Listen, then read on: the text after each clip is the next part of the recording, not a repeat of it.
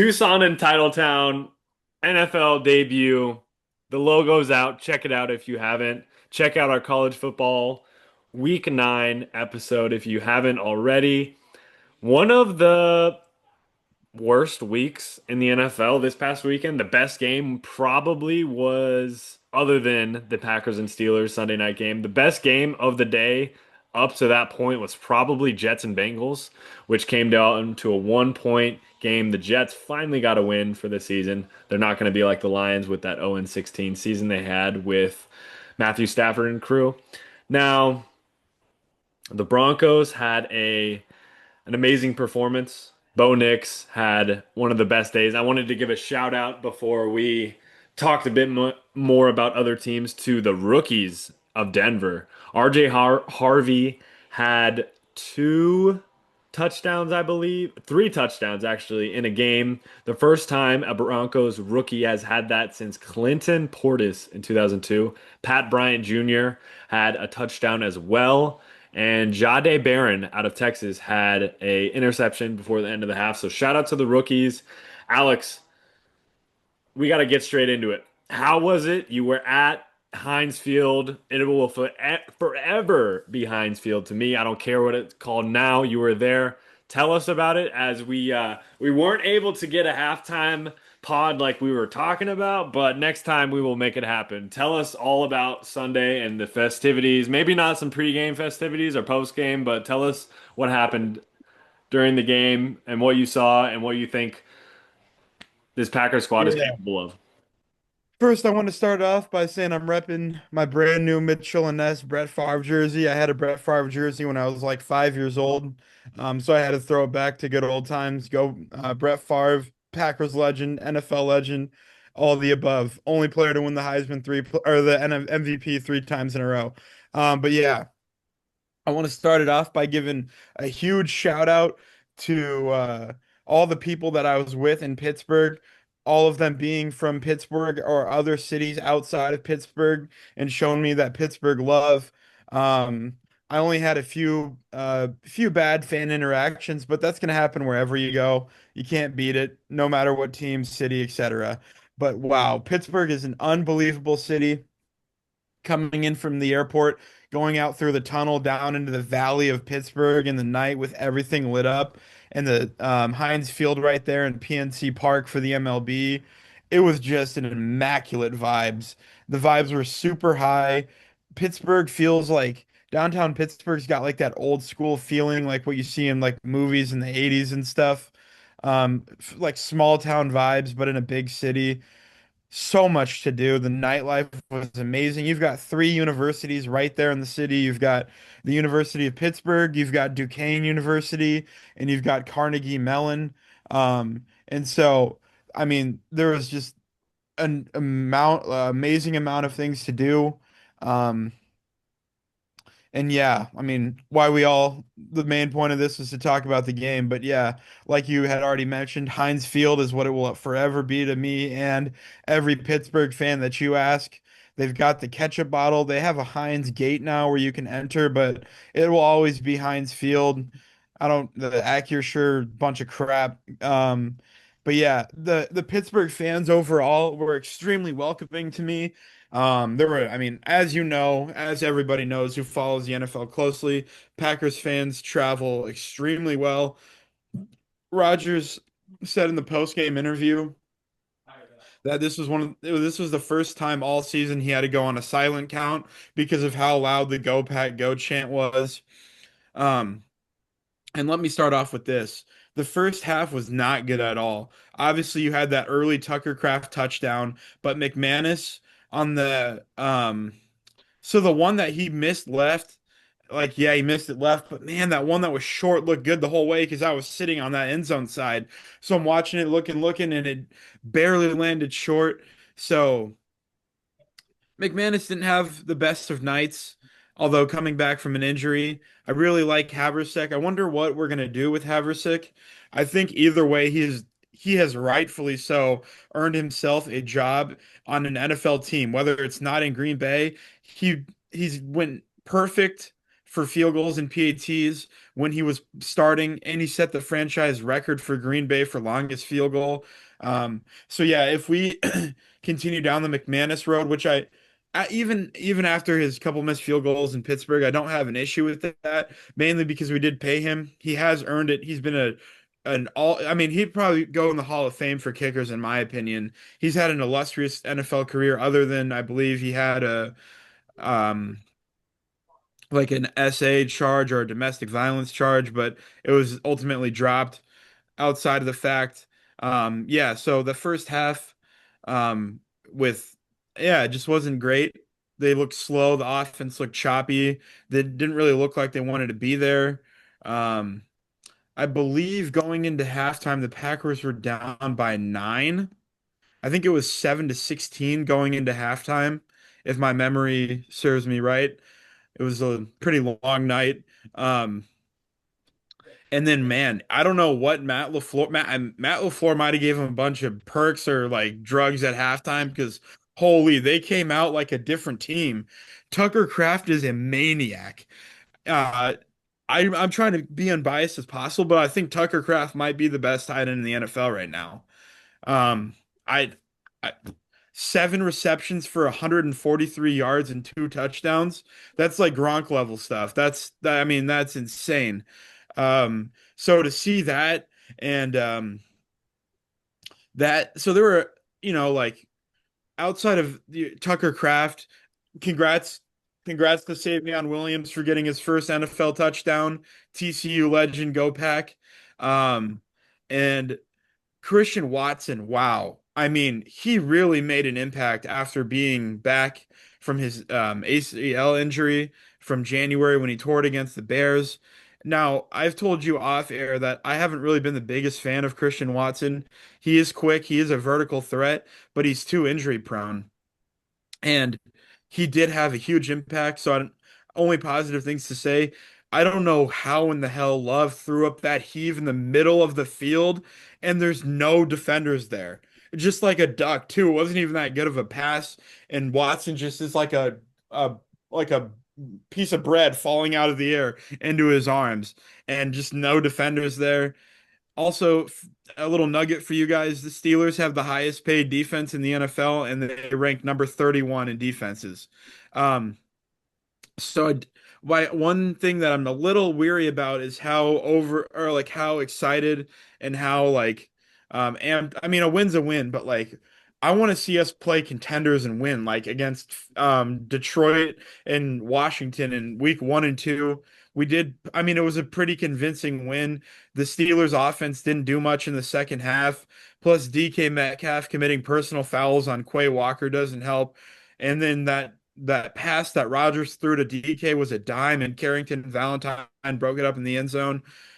All in all, I would give my experience out of Pittsburgh a 10 out of 10. I told all my friends in Pittsburgh that I want to come back where I am not the only like where the Steelers aren't playing the Packers because I want to be able to like feel the experience a little bit more as an in quote Steelers fan, right? Get what I'm saying there? I would love to go to a baseball game there at PNC Park, even to a hockey game at whatever arena they play at. But yeah, all in all, perfect, great experience at Pittsburgh and do it again.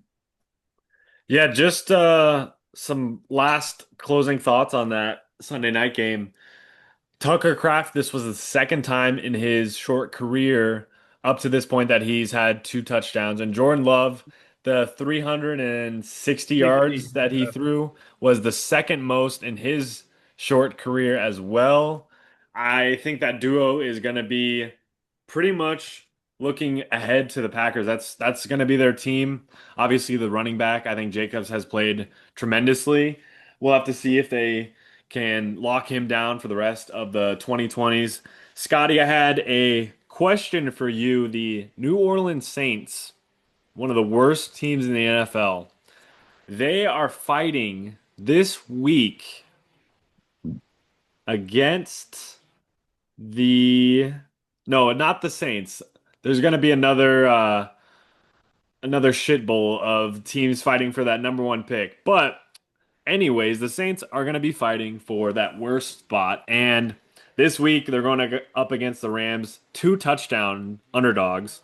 If you were the Saints general manager and looking ahead to this 2026 NFL draft, of the top quarterbacks like Fernando Mendoza, Dante Moore, Ty Simpson, of those three, or unless you have another name in mind, who would you want to pick if you had the number one pick? You're the GM of the Saints. Do you take Mendoza? Do you take Dante Moore? Do you trade down? What would be your thought process as the general manager of the Saints for next season's draft? You didn't ask about tanking games, so Hmm. well, that's right. They have one, and they're 1-7. So they're and Tennessee's 1-7, and so are the Jets. And New Orleans is 1-7. So yeah, they're dogging each other for the bottom spot there or the top pick. So I think they'll just try to get the quarterback, like you say, either Mendoza or Gunslinger, one of them, and Which get the one would you quarterback and want, not trade down, Gunslinger huh? or who would you want more, Mendoza or Ty Simpson? Uh, Mendoza. You like the height? He's 6'5", 225. I mean, they're so close. I mean, they're really good programs, they're good cues. It's like a coin flip. And with three teams battling it out for the worst spot, they'll get one of the two probably. Alex, what are your thoughts on Daniel Jones? Do you think this is for real? When is he going to have a shit game? When is it going to happen? Out of the next upcoming weeks, this week the Colts play the Steelers, and that Steelers defense is not the steel curtain we were used to with Reggie White and crew. But looking ahead for the Colts, I think they'll probably beat Pittsburgh this week. The Falcons next week will be probably a win unless Penix has quite the day. The Chiefs, maybe, is he going to have a bad game? What are the options for Daniel Jones? Do you think it's just he's going to play like this all season and be a stellar, and Jonathan Taylor is going to be one of the best offensive players? Which shout out to him, go Badgers. Facts, go Badgers. Even though Luke Fickell still has a head coaching job, who the hell knows how that's possible? Um, well, I know we have a segment, our blind bet upsets of the week. Since you already brought up the team, one of my upsets of the week is Pittsburgh over Indianapolis. The game is a home game for Pittsburgh, and Indy is favored 3.5 points. It is a noon game for the Steelers. I just like something about after seeing them in person and seeing my goat and my hero Aaron Rodgers once again. I think they get it done this weekend over Indianapolis. I don't think Daniel Jones will necessarily have a bad game, but I think the Steelers are going to be fired up after that Packers home loss on Sunday night in front of national TV. I think they come back and win this game on Sunday. Um, but yeah, like you mentioned, their schedule, I think that Daniel Jones probably could have a bad game per se against Kansas City. But man, I'm really just tired of even hearing about Kansas City. I just don't even want to talk about them.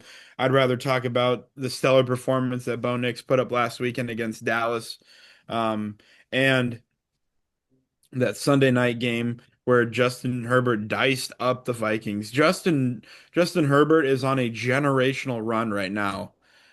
I've seen more Justin Herbert content since the season started than I have my whole life, and it's for one reason, and I think we all know why. He's playing his ass off. We'll have to His inform girlfriend is a Scotty. Victoria's Secret model. That is why. Yeah. We'll we'll have to see. That AFC West is fun. The Broncos, Chargers, and Chiefs are all bunched up. It's looking like the SEC there in the AFC West. Broncos, Texans, I think it's absolutely ridiculous that the Texans are favored by 1.5. I think the I saw Broncos that. should be favored by at least 2.5. The Texans, yeah, they showed life last week. CJ Stroud woke up from his 1 year coma. I don't see that at all. I think the 1.5 that the Chiefs are getting at Buffalo also is egregious.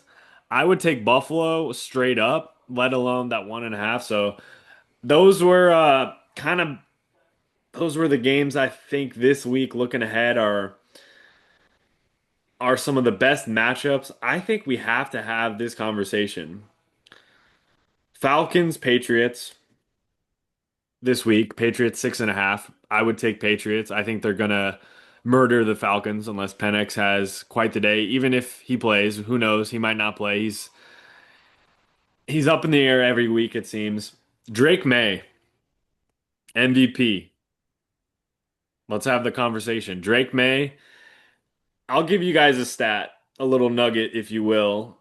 Drake May, of the last 26 seasons, is leading the NFL in success rate of passes thrown more than 10 yards in the air, a minimum of 75 attempts.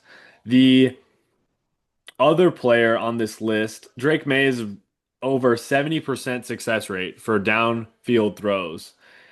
Sam Darnold is this season as well. He's at 65 with an efficiency rating a couple points less. So, I mean, Drake May is, if you look at this graph, I'll have to send it to you guys after the show if I didn't already send it to you. It's pretty jarring. We have names like Tua in 2022. We have names like Aaron Rodgers in 2021, I think, or 2011. Russell Wilson 2016. So Drake May is airing it out and he's efficient.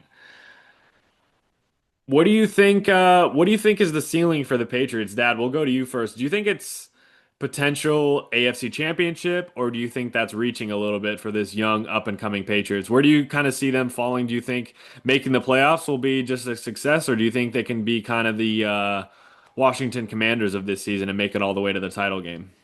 Yeah, like the Commanders did last year. They were like 11-5 or so. They're and that. So yeah, I think New England can be like that because they're keeping pace with the Buffalo, and we've been predicting that they're going to win the division and probably dog it out with KC and that or Indianapolis for the Super Bowl berth. Those are the big dogs there, and of course Denver's too pretty tough. So there's a lot of really good teams in that AFC there that could battle it out. But I think New England's right up there with all of them. They'll have some really good games getting there. Who's going to represent the AFC in the Super Bowl? But New England's one of them potentially. Alex, if you had to pick today, who is your final four? Who makes it in the AFC Championship game and who makes it in the NFC? And while we're at it, just give us who wins those games and who wins it all if you had to pick today heading into week 9. I'll give you two answers for both those questions. I think I think a matchup that the fans would want to see more than anything would be like Colts versus Patriots, for example. But realistically, I think we're in a rinse and repeat era, as I'll call it, in the AFC right now. I think it's going to be Kansas City and Buffalo. Um, Maybe if Lamar is able to heal super quick and the Ravens win out, I could see them. But I think the final four for the AFC is probably going to be Bills, Chiefs, Colts, Patriots. Um, and yeah, um, out of the AFC, I think the coolest team that could make it would either be the Colts or the Patriots because Jonathan Taylor, go Badges. Um, but yeah, NFC right now, final four in my opinion, Green Bay, Philly, Detroit, and Tampa Bay. And my reasoning behind the Tampa Bay pick is because unfortunately they did lose Mike Evans, but if Godwin, Bucky Irving, Egbuka, Cade Otton, and Baker Mayfield can all stay healthy for the remainder of the season, and that D line they have with Vita Vea and those guys, they are going to be a really good team. And my prediction for an NFC championship as we stand right now, probably going to surprise you, but it's Packers Lions. I think we're going to see a division rival matchup for the NFC Championship, and it won't be the first time we've seen that. So, all my real ones know Packers, Bears back in the day, um, when the Packers won the Super Bowl, ran the table, as Lil Wayne says in his song Green and Yellow. Um, Eagles, Falcons, Bears, Steelers. That's how it went. we're not going to be the number 7 seed this year. We're going to win our division. I think it's going to have to run through Lambeau, but that's me just with a little bit of bias. At the same time, I don't think that's bias. I think the Packers are going to start heating up at the right time. Looking forward on the schedule, though, this weekend we've got Carolina, which, I mean, you would hope that that would be considered a win before the game even starts. Knock on wood. I would love for you guys for the U of A go T-Mac. I'd love to see T-Mac punch it in the end zone at least once that game. Hopefully not twice. We don't want to see too many points. But yeah, and then I was kind of looking forward to the Giants game that the Packers play on actually my birthday. But with Scadaboo out, I just don't know how much of a threat that team's going to be. But more importantly, in between those two games, Monday night, November 10th, the Green Bay Packers versus the Philadelphia Eagles, live from the best stadium in all of sports, under the lights of Lambeau Field. There's not a better place to play a night game, and it's going to hopefully be cold. Philly knows how to play in the cold. Philadelphia gets cold in the winter. I think it's going to be a clash of heads. It's going to be a clash of the Titans, as they say. And I think that game, assuming that Philly and Green Bay both win this weekend, that game could have huge implications on how the NFC plays out in terms of where it runs through. And so I don't want to get too ahead of myself, but yeah, I mean I am looking ahead for the um, Packers Eagles game.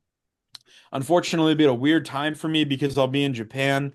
So 7:20 p.m. here will be 9:20 in the morning Tuesday. So I'll be watching that game I'll be watching that game Tuesday morning.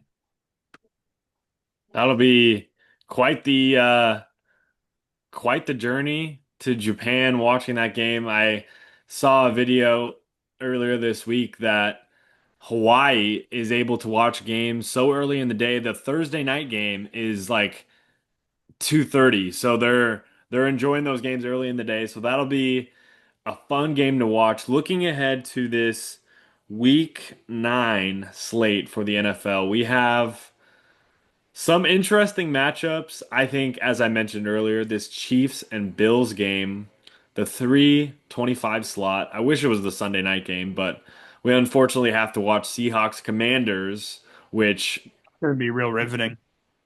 we might as well call that the Cupcake Bowl because neither of those teams are gonna make waves. Dad, we'll go to you. Chiefs, Bills. Give us some things you're looking for. Who wins the battle between Mahomes and Allen this Sunday? Oh, that's going to be close. I mean, Kansas City's got their weapons back. That's why they're starting to win in that, and that there's still a game behind Denver and all. But I think Buffalo is going to take it, even though KC's favored by 1.5. It's at home, and they've always had some hard luck with KC, but I think they can take them this time. It's going to be close. Now, your Cardinals go up against the Cowboys Monday night. The status of Kyler Murray, he up to this point 6 hours ago is questionable for that game, so we'll have to see what happens with that. Dallas's defense. I'm pretty sure all three of us could probably throw for over 200 yards against that Cowboys defense. So that game, I'm sure it'll be interesting. We'll have to see what happens for that game. Do you think the Cardinals can upset in Jerry World, Dad, with Yeah, Tyler because back, hopefully? yeah, the Cowboys D isn't that good and all, and the backup Q for the Cardinals isn't that bad. He's pretty Upset? good, but they've done pretty good. They of course the Micah Parsons hit was so strong. That's why the Packers beat him that when I was watching it because it was Cardinals were ahead most of the game, but Micah took over. But that backup Q could move the team, so he could move the team against the Cowboys. Alex, any upsets you think will happen this weekend, or of those big games, what are you most looking forward to this weekend for week 9 of NFL? Yeah, obviously the pressing game that everyone's going to be focusing on is that Bills Chiefs game. Couldn't agree with you guys more. It should be the Sunday or Monday night game. Nobody wants to watch Arizona versus Dallas. Um, that's just a joke. Seattle versus Washington also going to be a shit show. Um, but yeah,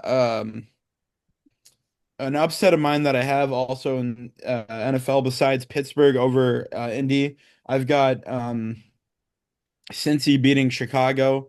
Um, I think Chicago is a joke of a team, and they're never going to have a passer over 4,000 yards in a season. Um, if Jay Cutler couldn't do it, I don't know why they think that dude that paints his fingernails or whatever he calls himself could do it. The offensive weapons they have, and they're still, well, they still, I guess they are 4-3, but they're about to be 4-4. I mean, there'll always be a joke of a franchise besides with Mike Ditka and Walter Payton. But I mean, that was what, 50 years ago in the 80s, 40 years ago. Um, Also, a little fun fact for you guys. At the 2-minute warning, right after the refs overturned that Roman Wilson incompletion into a touchdown, during the 2-minute warning, all the Packers fans that were still in the stadium were chanting so loud, "Bears still suck," that they panned the camera to Rodgers, and they showed Rodgers with a grin on his face while all the Packers fans were chanting "Bears still suck." Um, it's just amazing. The Bears really do suck. I just I couldn't even imagine just like living in Chicago and having to deal with Chicago sports as a whole, unless you lived there in the 90s with MJ. But or like 5, 6 years ago, oh, actually closer to 10 years ago when the Cubs won the World Series last. And oh my God, the White Sox, where do I even begin with them? The White Sox are like a triple A JV college baseball team. They're just we should have promotions like they do in soccer for the MLB. The Sox need to get the hell out of there. They're horrible. But yeah, anyways, other than the two games that I mentioned, I'm excited. Hopefully, Lamar plays on Thursday because he always does well against the Dolphins. Pretty sure if I read it right, Lamar's undefeated against the Dolphins in his career. And then last but not least, divisional matchup. You got Minnesota versus Detroit in Detroit. I think Detroit wins that game by 20 points. Yeah, I think that that'll pretty much do it for the look ahead to this week of games. Closing us out, a game that I wanted to play. I have some NBA comparisons to NFL quarterbacks, and I wanted to get your guys' thoughts on what this list is. Now, Steph Curry, I think you guys can probably guess who he compares to. Patrick Mahomes, obviously the championships, the impact on the sport. Kevin Durant, Alex, he was compared to Aaron Rodgers. I think Mm, I kind of like it. The championships, he's been kind of drifting a little bit. Maybe he's found a home with Pittsburgh, but he'll always be home to the Packers, and Kevin Durant always home to Oklahoma City.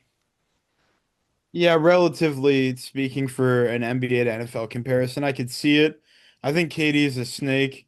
Um, he made all those choices. The front office screwed over Aaron Rodgers, but the premise of the comparison I can agree with. James Harden, Lamar Jackson, So offensive good, but guys. never good enough. Jason Tatum, Jalen Hurts. Maybe not the best player in the league, but they got a ring. Anthony Edwards, Josh Allen.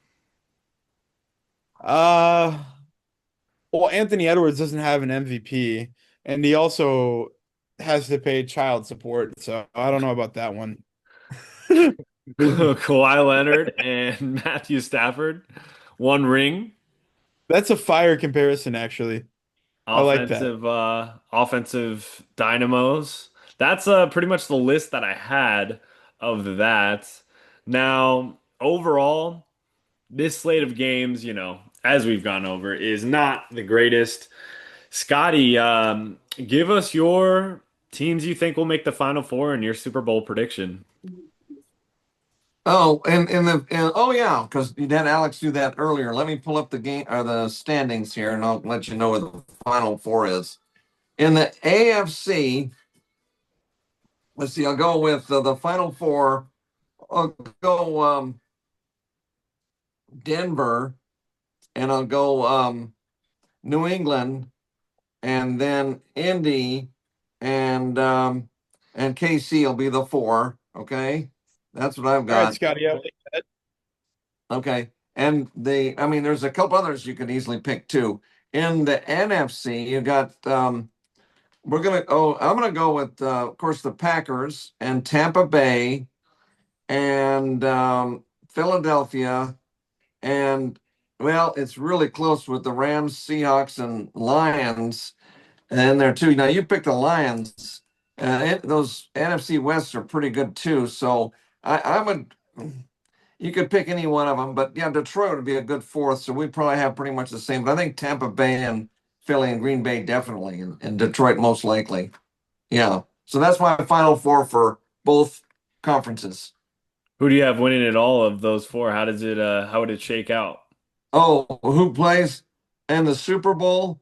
I wouldn't be surprised that Indy does play Green Bay in the Super Bowl. That Little would be a Daniel Jones.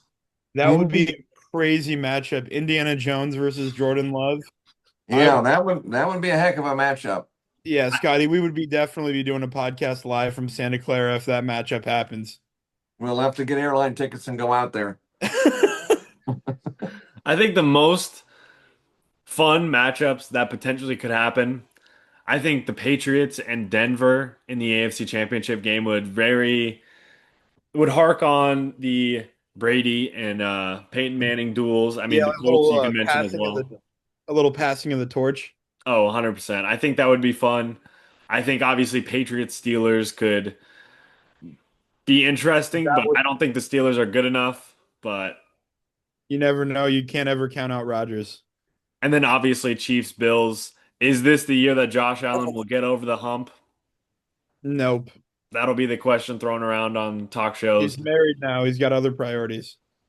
I agree. Sinners. I gotta watch it again. Haley Steinfeld is unreal in that movie. NFC, obviously Green Bay and Tampa Bay. I think that's gonna be something else in the NFC Championship game. If Tampa Bay's healthy, that will be fun. Baker and Jordan Love dueling it out. Philly and Green Bay, I think would be absolutely spectacular as well. And then Alex, as you predicted, Lions and Packers would be an absolute showstopper. Of the standings right now for the NFC, and then we'll close out with the AFC. Who has no shot of making the playoffs? Who can you cross off? Obviously, right now, I'll give you the Saints. They're done. The Giants, especially with Scadaboo out, done.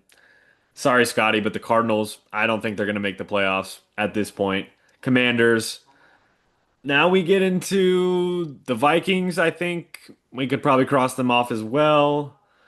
The Falcons, the Cowboys, and Carolina. Do we get rid of Chicago? Dude, Chicago's not making the playoffs. I think we can kind of cross off all those 8 teams at this point. We pretty much have the top seven is pretty much set in the NFC now. On the other side at the AFC, do you have any teams low? Obviously, the Ravens. I don't think it's in their deck of them winning straight unless we see something crazy happen. But of those teams, do you see Houston or Jacksonville making a push? Yeah, I'll rip off my AFC and NFC ones real quick so Scotty can have his time too. Uh, AFC teams that aren't making the playoffs: Miami, the Jets, Cincinnati, Baltimore, Cleveland, Jacksonville. Well, I guess it's more than that would be. So I guess I'll give you seven teams that I do think: Patriots, Bills, Steelers, Colts, Broncos, Chargers, Chiefs. That's seven teams I think for we're the. getting to the Yeah, I think we're getting to the point where both conferences are pretty much set in stone right now. Scotty, we'll end with you.